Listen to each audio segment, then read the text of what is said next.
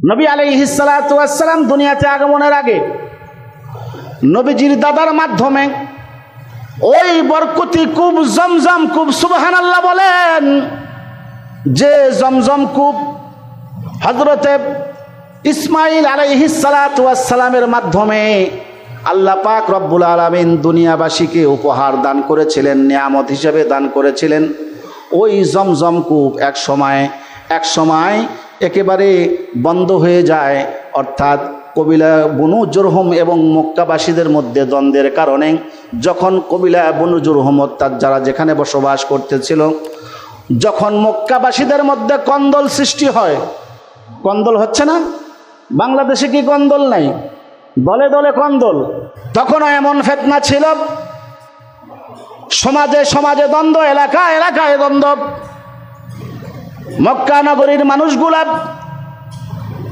ওই যে কবিলা বনু জুরহুম যারা হযরতে বিবি হাজরাকে কর দিয়ে সেখানে বসবাস করা শুরু করেছিলেন, যারা জমজম কূপের দেখভাল করছিলেন, এক পর্যায়ে মক্কাবাসীদের তাদের সাথে দ্বন্দ্ব বেঁধে যায়। এত বিশাল দ্বন্দ্ব যে শেষ পর্যন্ত তাদেরকে মক্কা ত্যাগ করতে বাধ্য হওয়া লাগে। আর যখন মক্কা ত্যাগ করতে যাবে তখন তারা নিরুপায় হয়ে কিছুই নিয়ে যাইতে পারছিল না।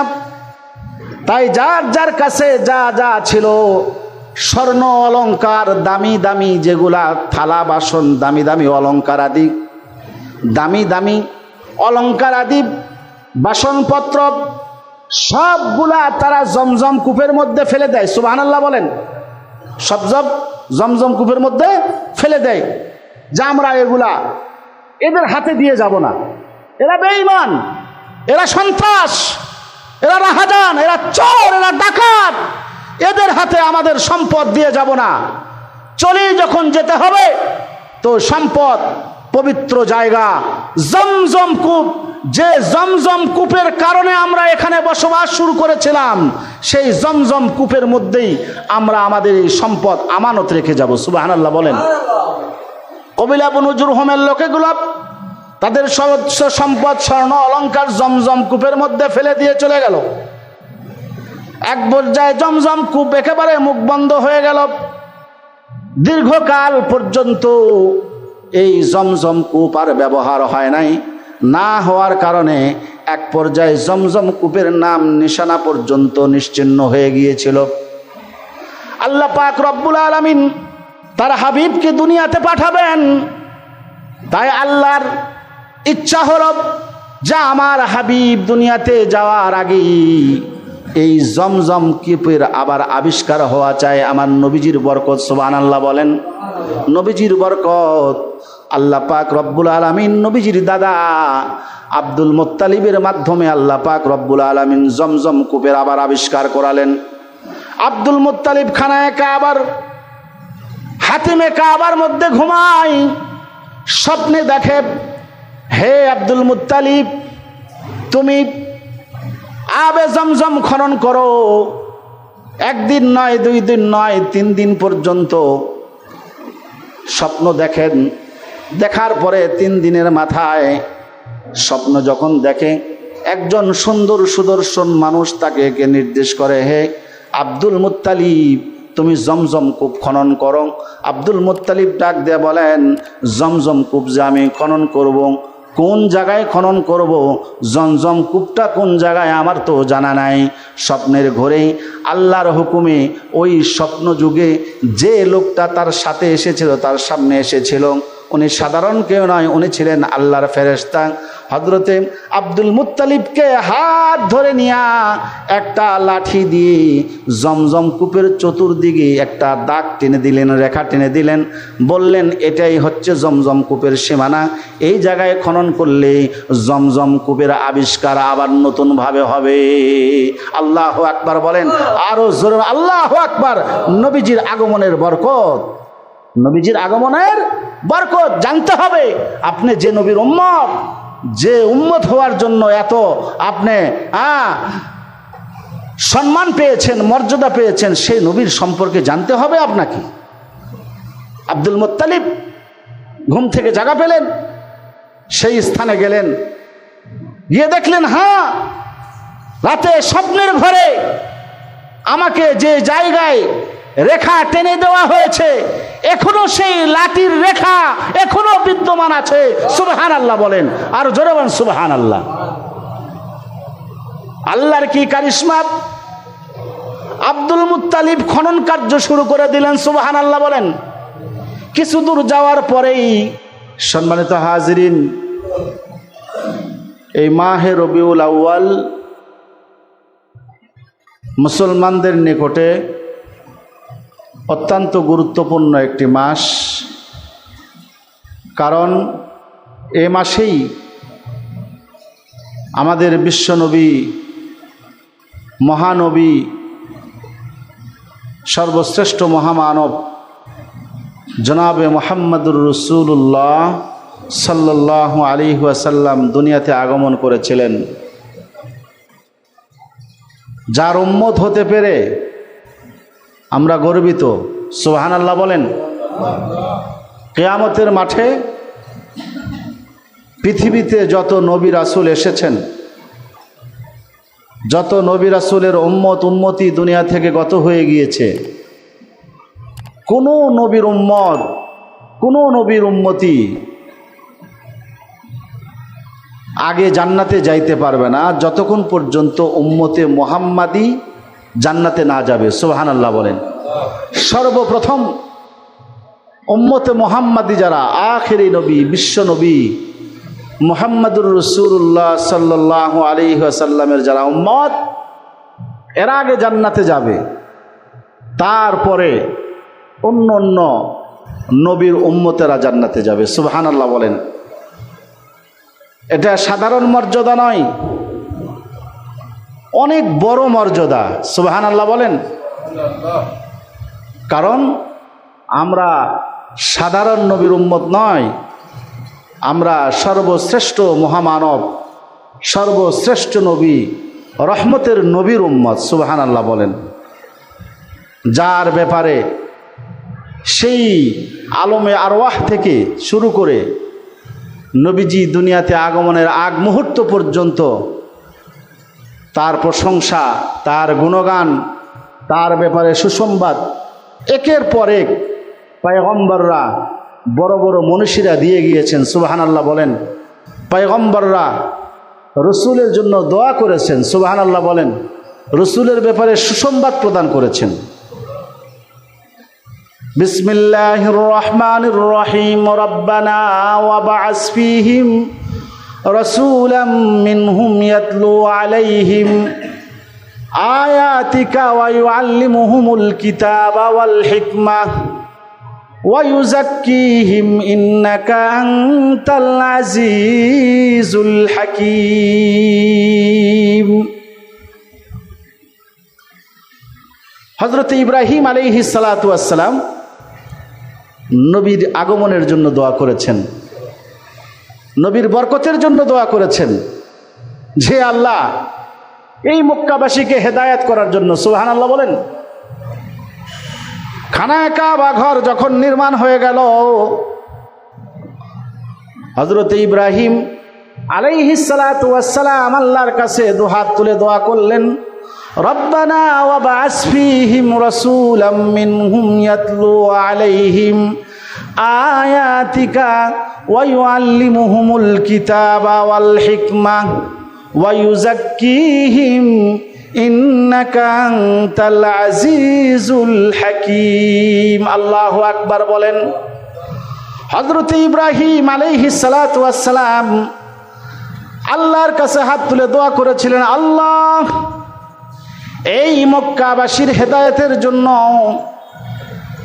সারা পৃথিবীর মানুষের হেদায়েতের জন্য তোমার আখিরি পয়গম্বরকে এই মক্কাবাসীদের মধ্যে পাঠাও, যেন তোমার পয়গম্বর এদেরকে হেদায়েতের বাণী শোনায়, তোমার বিধানের কথা শোনায় এবং তাদেরকে যেন পবিত্র বানায়, তোমার উপযুক্ত বান্দা হিসেবে যেন তৈরি করে, জান্নাতের উপযুক্ত বান্দা হিসেবে যেন তৈরি করে নেয়। সুবহানাল্লাহ বলেন। কে দোয়া করেছেন? কে দোয়া করেছেন? হযরতে ইব্রাহিম আলাইহিস সালাতু ওয়াস সালাম আল্লাহর বড় বড় পয়গম্বরদের মধ্যে থেকে উনি একজন ছিলেন। এভাবে একেবারে শুরু থেকে নিয়ে শেষ নবীর আমাদের নবীর আগ পর্যন্ত শেষ নবী যিনি হযরতে ঈসা আলাইহিস সালাতু ওয়াস সালাম। আমাদের নবীর আগের নবীর নাম কি? হযরতে ঈসা আলাইহিস সালাতু ওয়াস সালাম। আমাদের নবীর জন্মের 571 বা 70 বছর আগের ঘটনা। 70 বা 71 বছর, 570 বা 71 বছর আগে যে পয়গম্বর এসেছিলেন, নবী এসেছিলেন, তেনার নাম হযরতে ঈসা আলাইহিস সালাতু ওয়াস সালাম। সূরা সাফফাতের ভিতরে সুন্দর করে কথা আল্লাহ তাআলা তুলে ধরেছেন। হযরতে ঈসা আলাইহিস সালাতু ওয়াস সালাম নবী সম্পর্কে যে বাণী, নবী সম্পর্কে যে উক্তি করেছেন, আল্লাহর কাছে এত পছন্দ যে আল্লাহ সরাসরি সেই উক্তি, সেই কথাগুলা কোরআনে তুলে ধরেছেন। সুবহানাল্লাহ বলেন। وَإِذْ قَالَ عِيسَى ابْنُ مَرْيَمَ يَا بَنِي إِسْرَائِيلَ إِنِّي رَسُولُ اللَّهِ إِلَيْكُمْ مُصَدِّقًا لِمَا بَيْنَ يَدَيَّ مِنَ التَّوْرَاةِ وَمُبَشِّرًا بِرَسُولٍ يَأْتِي مِنْ بَعْدِي اسْمُهُ أَحْمَدُ فَلَمَّا جَاءَهُمْ بِالْبَيِّنَاتِ قَالُوا هَذَا سِحْرٌ مُبِينٌ وَإِذْ قَالَ عِيسَى ابْنُ مَرْيَمَ يَا بَنِي إِسْرَائِيلَ إِنِّي رَسُولُ اللَّهِ إِلَيْكُمْ مُصَدِّقًا لِمَا بَيْنَ يَدَيَّ مِنَ التَّوْرَاةِ হযরত ঈসা আলাইহিস সালাতু ওয়াস সালাম বনি ইসরাইলদেরকে লক্ষ্য করে বলেছিলেন, তোমরা আমার ব্যাপারে বিরূপ ধারণা কেন করো? ইন্নী রাসূলুল্লাহি ইলাইকুম, আমি তো আল্লাহর পক্ষ থেকে তোমাদের মাঝে রসুল হিসেবে প্রেরণ হয়েছি। সুবহানাল্লাহ বলেন। আল্লাহ আমাকে রসুল বানায়, তোমাদের রসুল বানায় আমাকে পাঠাইছে। আমি তোমাদের জন্য রসুল হিসাবে দুনিয়াতে আগমন করেছি।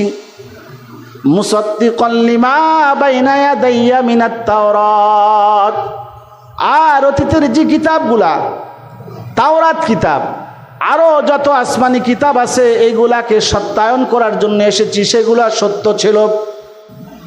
যত নবী দুনিয়াতে আগমন করেছেন সমস্ত নবী সত্যবাদী ছিলেন। যত নবীর উপরে যত কিতাব নাজিল হয়েছে সমস্ত কিতাব সত্য ছিল, তাদের প্রতিটি কথা সত্য ছিল। আর ওয়া মুবাশশিরাম বিরাসূলিন ইয়াতি মিন বাদি ইসমুহু আহমদ, আরেকটা সুসংবাদ প্রদান করার জন্য আমি দুনিয়াতে রসুল হিসেবে এসেছি। তা হলো অচিরেই আখিরি নবী, বিশ্ব নবী, রহমতের নবী। সুবহানাল্লাহ বলেন। রহমতের নবীর আগমন হবে, রহমতের নবীর আগমন হবে, যিনি সারা পৃথিবীবাসীর জন্য হবেন রহমতের নবী, মানুষের জন্য রহমতের নবী, পক পাকালির জন্য রহমতের নবী, জীব জানোয়ারের জন্য রহমতের নবী, সারা পৃথিবীর সমস্ত মাখলুকাতের জন্য উনি রহমতের নবী হবেন। উনি আসবেন ওয়া মুবাশশিরাম বিরাসূলিন ইয়াতি মিন বাদি ইসমুহু আহমদ, আমি সুসংবাদ প্রদান করছি ওই আখিরি নবী রহমতের নবীর, যিনি অচিরে আগমন করবে, যার সম্মানিত নাম হবে মুহাম্মাদুর রাসূলুল্লাহ সাল্লাল্লাহু আলাইহি ওয়াসাল্লাম। আল্লাহু আকবার বলেন। কে দিয়েছেন? হযরতে ঈসা আলাইহিস সালাতু ওয়াস সালাম। উনি আল্লাহর একজন পয়গম্বর ছিলেন। সুতরাং এর দ্বারা বোঝা যায় যে আমাদের নবী সাধারণ নবী নয়। সুবহানাল্লাহ বলেন। যার কারণেই তো এত মর্যাদা, যার কারণে তো আল্লাহ ওয়াদা দিয়েছে যে ময়দানে মাহশার কায়েম হওয়ার পরে যত নবী রাসূল পৃথিবীতে এসেছেন, কোন নবীর উম্মত জান্নাতে যেতে পারবে না যতক্ষণ পর্যন্ত উম্মতে মুহাম্মাদিরা আগে জান্নাতে না যাবে। সুবহানাল্লাহ বলেন। এমনি এই মর্যাদা নয়, এত মর্যাদা পাওয়ার পরেও যদি আমরা খুশি না হই, আনন্দিত না হই, এত বড় একজন মহান নবীর উম্মত হওয়ার পরেও যদি আমি পরিতৃপ্ত না হই, আমি যদি খুশি না হই, আনন্দিত না হই, তো আমার আপনার মতন কপাল পোড়া আর আল্লাহর জগতে কেউ নেই। এটা আমার আপনার জন্য সৌভাগ্য যে আমরা আখিরি নবীর উম্মত। সুবহানাল্লাহ বলেন।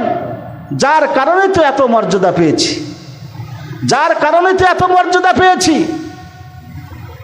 নবী আলাইহিস সালাতু ওয়াস সালাম সাধারণ মানুষ নয়, যার কারণে নবীজি দুনিয়াতে আগমনের আগেই অনেক সুসংবাদ, অনেক অলৌকিক ঘটনা আল্লাহ তাআলা জমিনে ঘটিয়েছেন, এটা বোঝানোর জন্য যে আমি যে পয়গম্বরকে দুনিয়াতে পাঠাইতেছি ইনি সাধারণ কোনো নবী নয়, ইনি হলেন আখিরি নবী, ইনি হলেন সর্বশ্রেষ্ঠ মহামানব, সমস্ত নবীদের নবী, সমস্ত পয়গম্বরদের পয়গম্বর, আখিরি নবী, খাতামুন নবিয়্যিন, ইমামুল মুরসালিন। সুবহানাল্লাহ বলেন।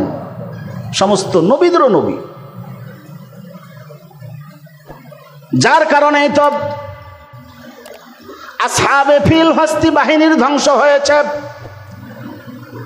আব্রাহা যখন কাবা ঘরের উপর আক্রমণ করেছিল হস্তি বাহিনী নিয়ে, আল্লাহ পাক রব্বুল আলামিন নবীজির সম্মানে, নবীজির ইজ্জতে কাবা ঘরকে হেফাজত করেছিলেন। আল্লাহ পাক রব্বুল আলামিন সেই হস্তি বাহিনীকে ধ্বংস করেছিলেন। সুবহানাল্লাহ বলেন। এটা নবীজির বরকত, এটা নবীজির বরকত। নবী আলাইহিস সালাতু ওয়াস সালাম দুনিয়াতে আগমনের আগে নবীজির দাদার মাধ্যমে ওই বরকতি কূপ জমজম কূপ, সুবহানাল্লাহ বলেন, যে জমজম কূপ হযরতে ইসমাঈল আলাইহিস সালাতু ওয়াস সালামের মাধ্যমে আল্লাহ পাক রব্বুল আলামিন দুনিয়াবাসীকে উপহার দান করেছিলেন, নিয়ামত হিসেবে দান করেছিলেন। ওই জমজম কূপ এক সময় একেবারে বন্ধ হয়ে যায়, অর্থাৎ কবিলা বনু জুরহুম এবং মক্কাবাসীদের মধ্যে দ্বন্দ্বের কারণে যখন কবিলা বনু জুরহুম অর্থাৎ যারা যেখানে বসবাস করতেছিল, যখন মক্কাবাসীদের মধ্যে কন্দল সৃষ্টি হয়, কন্দল হচ্ছে না? বাংলাদেশে কি কন্দল নাই? দলে দলে কন্দল, আওয়ামী লীগ, বিএনপি, জামাত, হাবি জাবি, কত রঙের দ্বন্দ্ব। কথা বুঝেন নাই? মানে নাম দিয়া, ব্যানার দিয়া দ্বন্দ্ব। এ কথা বলেন, ব্যানার দিয়া দ্বন্দ্ব। ভাই ভাইয়ের সাথে দ্বন্দ্ব করছে, বাপ বেটার সাথে দ্বন্দ্ব করছে, এক সমাজ আর এক সমাজের সাথে দ্বন্দ্ব করছে। এ কথা বলেন। তখনও এমন ফিতনা ছিল, সমাজে সমাজে দ্বন্দ্ব, এলাকায় এলাকায় দ্বন্দ্ব। মক্কা নগরীর মানুষগুলা ওই যে কবিলা বনু জুরহুম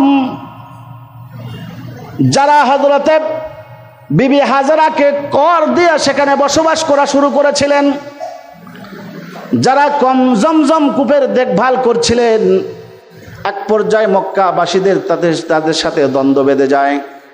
এত বিশাল দ্বন্দ্ব যে শেষ পর্যন্ত তাদেরকে মক্কা ত্যাগ করতে বাধ্য হওয়া লাগে। আর যখন মক্কা ত্যাগ করতে যাবে তখন তারা নিরুপায় হয়ে কিছুই নিয়ে যাইতে পারছিল না। তাই যার যার কাছে যা যা ছিল, স্বর্ণ অলংকার, দামি দামি যেগুলা থালা বাসন, দামি দামি অলংকার আদি, দামি দামি অলংকার আদি বাসনপত্র সবগুলা তারা জমজম কূপের মধ্যে ফেলে দেয়। সুবহানাল্লাহ বলেন। সব জমজম কূপের মধ্যে ফেলে দেয়, যে আমরা এগুলা এদের হাতে দিয়ে যাব না, এরা বেঈমান, এরা সন্ত্রাস, এরা রাহাজান, এরা চোর, এরা ডাকাত, এদের হাতে আমাদের সম্পদ দিয়ে যাব না। চলে যখন যেতে হবে তো সম্পদ, পবিত্র জায়গা জমজম কূপ, যে জমজম কূপের কারণে আমরা এখানে বসবাস শুরু করেছিলাম, সেই জমজম কূপের মধ্যেই আমরা আমাদের এই সম্পদ আমানত রেখে যাব। সুবহানাল্লাহ বলেন। কবিলা বনু জুরহুমের লোকেগুলো তাদের সর্বোচ্চ সম্পদ, স্বর্ণ অলংকার জমজম কূপের মধ্যে ফেলে দিয়ে চলে গেল। এক পর্যায়ে জমজম কূপ একেবারে মুখ বন্ধ হয়ে গেল। দীর্ঘকাল পর্যন্ত এই জমজম কূপ আর ব্যবহার হয় নাই। না হওয়ার কারণে এক পর্যায়ে জমজম কূপের নাম নিশানা পর্যন্ত নিশ্চিহ্ন হয়ে গিয়েছিল। আল্লাহ পাক রব্বুল আলামিন তার হাবিবকে দুনিয়াতে পাঠাবেন, তাই আল্লাহর ইচ্ছা হলো যে আমার হাবিব দুনিয়াতে যাওয়ার আগেই এই জমজম কূপের আবার আবিষ্কার হওয়া চাই। আমার নবীজির বরকত, সুবহানাল্লাহ বলেন। নবীজির বরকত আল্লাহ পাক রব্বুল আলামিন নবীজির দাদা আব্দুল মুত্তালিবের মাধ্যমে আল্লাহ পাক রব্বুল আলামিন জমজম কূপের আবার আবিষ্কার করালেন। আব্দুল মুত্তালিব খানায় কাবার, হাতিমে কাবার মধ্যে ঘুমায়, স্বপ্নে দেখে, হে আব্দুল মুত্তালিব, তুমি আবে জমজম খনন করো, একদিন নয়, 2 দিন নয়, 3 দিন পর্যন্ত স্বপ্ন দেখেন। দেখার পরে 3 দিনের মাথায় স্বপ্ন যখন দেখে, একজন সুন্দর সুদর্শন মানুষ তাকে নির্দেশ করে, হে আব্দুল মুত্তালিব, তুমি জমজম কূপ খনন করো। আব্দুল মুত্তালিব ডাক দিয়ে বলেন, জমজম কূপ যে আমি খনন করব, কোন জায়গায় খনন করব, জমজম কূপটা কোন জায়গায় আমার তো জানা নাই। স্বপ্নের ঘোরে আল্লাহর হুকুমে ওই স্বপ্ন যুগে যে লোকটা তার সাথে এসেছিল, তার সামনে এসেছিল, উনি সাধারণ কেউ নয়, উনি ছিলেন আল্লাহর ফেরেশতা।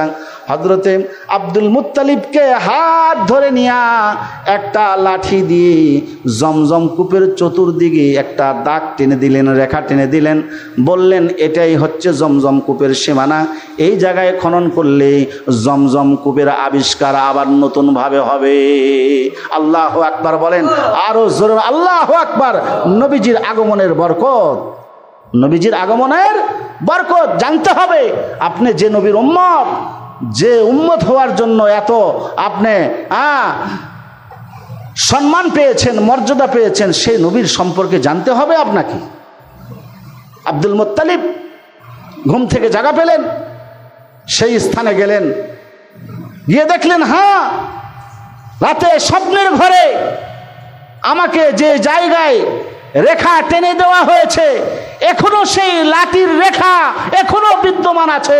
সুবহানাল্লাহ বলেন, আর জোরে বলেন সুবহানাল্লাহ। আল্লাহর কি কারিশমা! আব্দুল মুত্তালিব খনন কার্য শুরু করে দিলেন। সুবহানাল্লাহ বলেন। কিছু দূর যাওয়ার পরেই দেখা যায় সোনার থাল, সোনার বদনা, সোনার পাতিল। সুবহানাল্লাহ বলেন। ওই যে কবিলায় বনু জরহম তাদের সামগ্রী, তাদের ধন সম্পদ ফেলে দিয়ে চলে গিয়েছিল। আল্লাহ পাক রব্বুল আলামিন খাজা আব্দুল মুত্তালিবের মাধ্যমে ওই সম্পদগুলো আবার উদ্ধার করে নিলেন। সুবহানাল্লাহ বলেন। খাজা আব্দুল মুত্তালিব যত সম্পদ সেখানে উদ্ধার করেছিলেন, সবগুলা সম্পদ খানায়ে কাবা ঘরের কাজে লাগিয়ে দিয়েছিলেন। সুবহানাল্লাহ বলেন। আমানত রেখে গিয়েছিল, আল্লাহর কাছে দোয়া করেছিল, আল্লাহ আজকে আমরা নির্যাতিত, আমরা মজলুম, আমাদেরকে নির্যাতন করে আমাদেরকে দেশ ছাড়া করা হচ্ছে, আমাদের সম্পদ তোমার এই জমজম কূপের মধ্যে আমানত রেখে গেলাম, আমাদের এই সম্পদকে তোমার ঘরের কাজে লাগিও। সুবহানাল্লাহ বলেন। আল্লাহ তাআলা তাদের দোয়া কবুল করেছিলেন। খাজা আব্দুল মুত্তালিবের মাধ্যমে আল্লাহ এই সম্পদ উদ্ধার করে খানায়ে কাবা ঘরের কাজে লাগিয়েছিলেন। সুবহানাল্লাহ বলেন। আরো জোরে বলেন সুবহানাল্লাহ, আরো চিৎকার দিয়ে বলেন সুবহানাল্লাহ। মুসলমান বন্ধুরা আমার, জমজম কূপ খনন হয়ে গেল। কি সুন্দর পানি, মিষ্টি পানি। জমজম কূপ এত বরকতময় পানি। জমজম কূপকে বর্তমান সেরা মেডিসিন বলা হয়। সুবহানাল্লাহ বলেন। জমজম কূপের পানি যদি নিয়মিত কেউ পান করে, আল্লাহর কসম তার শরীরে কোনো রোগ ব্যাধি থাকতে পারে না।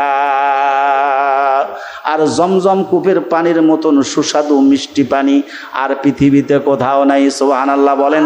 কারণটা কি জানেন? এই জমজম কূপের কানেকশন দুনিয়ার কোনো নদী নালা খাল বিলের সাথে নয়।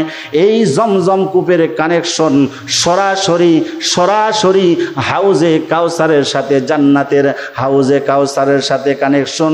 যার কারণেই তো জমজম কূপের পানির এত বরকত, এত পাওয়ার।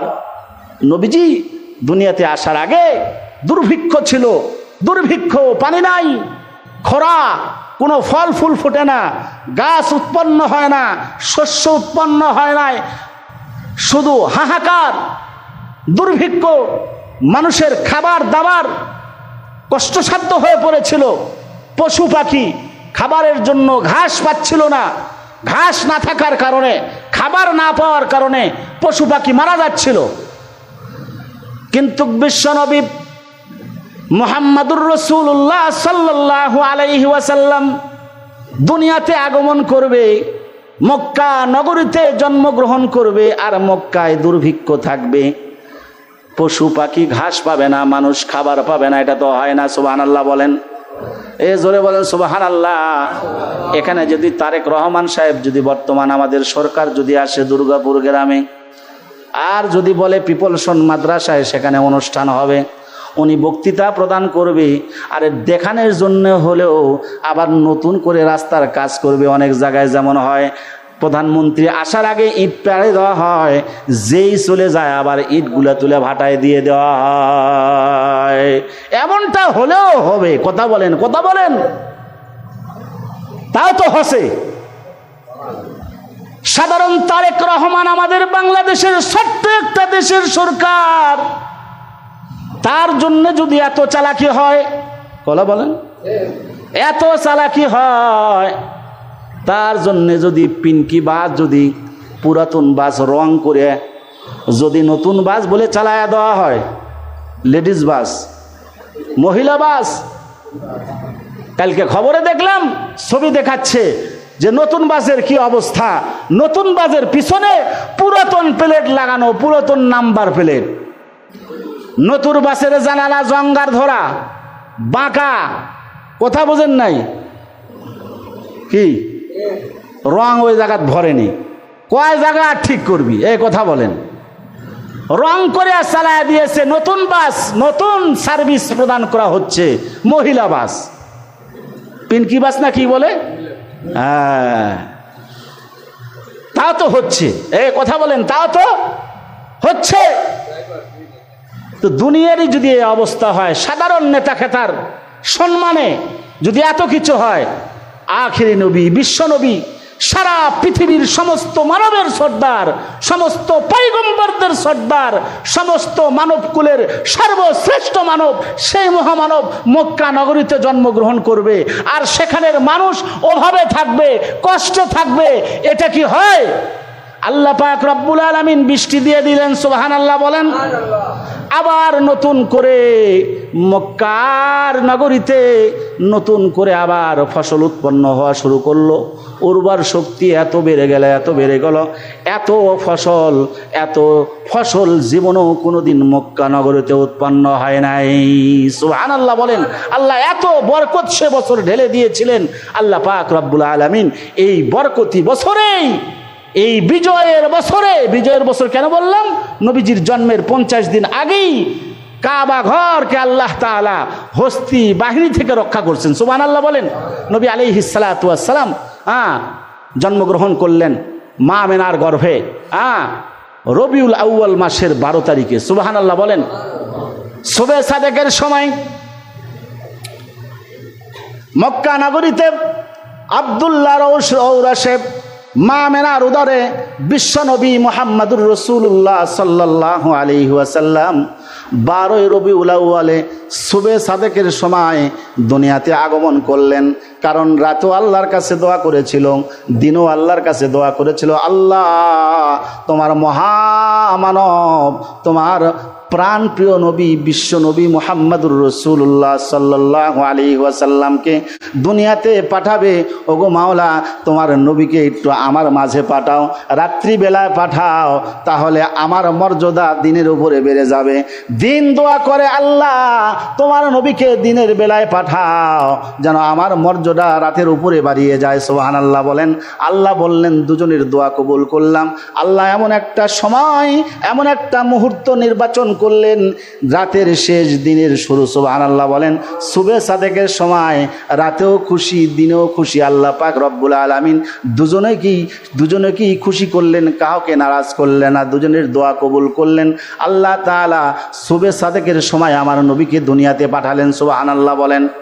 বিশ্বনবী মুহাম্মাদুর রাসূলুল্লাহ সাল্লাল্লাহু আলাইহি ওয়াসাল্লাম যখন মা আমেনার গর্ভে এসেছিলেন, কিতাবের মধ্যে পাওয়া যায়, মা আমেনা বর্ণনা করেন বিশ্বনবী মুহাম্মদুর রাসূলুল্লাহ সাল্লাল্লাহু আলাইহি ওয়াসাল্লাম যখন আমার গর্ভে আমি যখন রাস্তায় বাহির হইতাম, সূর্যের তাপ আমার মাথায় লাগতো না, সূর্যের তাপ আমার মাথায় লাগতো না।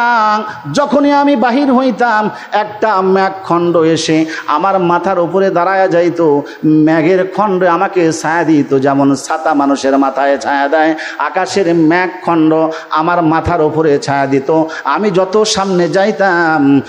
সামনে যাইতাম আমার পিছে পিছে ওই আল্লাহ তাআলার হুদরতে ওই আসমানের মেঘখণ্ডটা আমার সাথে সাথে সামনে যাইতো। সুবহানাল্লাহ বলেন। নবীর বরকত, নবীর বরকত। মা আমেনা ডাক দেয়া বলেন, তখন তো এত উন্নত মানের টিউবওয়েলের ব্যবস্থা ছিল না, নলকূপের ব্যবস্থা ছিল না, সাবমার্সির ব্যবস্থা ছিল না, কূপ থেকে পানি উঠাইতে হয়তো। মা আমেনা বলেন মুহাম্মদুর রাসূলুল্লাহ সাল্লাল্লাহু আলাইহি ওয়াসাল্লাম আমার গর্ভে সন্তান পেটে আসার কারণে আমি সামনের দিকে ঝুঁকতে পারি না, কষ্ট হয়, পানি আনতে যাইতাম। আল্লাহর কি কুদরত, তখন চৈত্র মাস, পানি পাওয়া বড় দুষ্কর, পানি কূপের অনেক নিচে থাকতো, পানি তোলা বড় কষ্ট, বালতি দিয়ে পানি উঠাইতে হইতো। কিন্তু যখনই আমি বিশ্বনবী মুহাম্মদুর রাসূলুল্লাহ সাল্লাল্লাহু আলাইহি ওয়াসাল্লাম আমার পেটে থাকা অবস্থায় আমি যখন পানি নেওয়ার জন্য কূপের কাছে যাইতাম, কূপের কাছে দাঁড়াইতে দেখি পানি একটা বলক মেরে, সুবহানাল্লাহ বলেন, একটা বলক মেরে পানি একেবারে কূপের মুখে আসতো। সুবহানাল্লাহ বলেন। আমার পানি নেওয়া যখন শেষ হয়ে যাইতো, আমি যখন কূপ থেকে যখন সরে আসতাম, আবার পানির সাবেক সেই নিচে চলে যাইতো। যার কারণে মক্কার রমণীরা, মক্কার অন্য মহিলারা মা আমেনার পায়ে ধরতো, আমেনা তুমি যেও না, তুমি যেও না, তুমি এই কূপের কাছে দাঁড়ায় থাকো, কারণ আমরা দেখেছি তুমি যখন কূপের কাছে থাকো, যতক্ষণ পর্যন্ত তুমি কূপের কাছে থাকো, কূপের পানি মুখ বরাবর থাকে। সুবহানাল্লাহ বলেন। পানি নিতে কষ্ট হয় না, পানি তুলতে কষ্ট হয় না। যখনই তুমি চলে যাও, পানি আবার নিচে চলে যায়। আর তুমি যেও না, আমাদের পানি না নেওয়া পর্যন্ত তুমি যেও না, কথা দিলাম তোমার পানির যত পানির মস্ক, যত বালতি, সবগুলা পানি আমরা তোমার বাড়িতে পৌঁছায় দিয়ে আসবো। সুবহানাল্লাহ বলেন। মা আমেনা বলেন, আমি যখন রাস্তায় বাহির হইতাম, দুই পাশের গাছগুলা মাথা নোয়াইতো, সুবহানাল্লাহ বলেন, মাথা নোয়াইতো, সালাম দিত, আমি আওয়াজ পাইতাম, আহলান সাহলান মারহাবান তয়্যিবান। আল্লাহু আকবার বলেন, আল্লাহু আকবার বলেন। জনাবে মুহাম্মদুর রাসূলুল্লাহ সাল্লাল্লাহু আলাইহি ওয়াসাল্লাম দুনিয়াতে আগমন করলেন।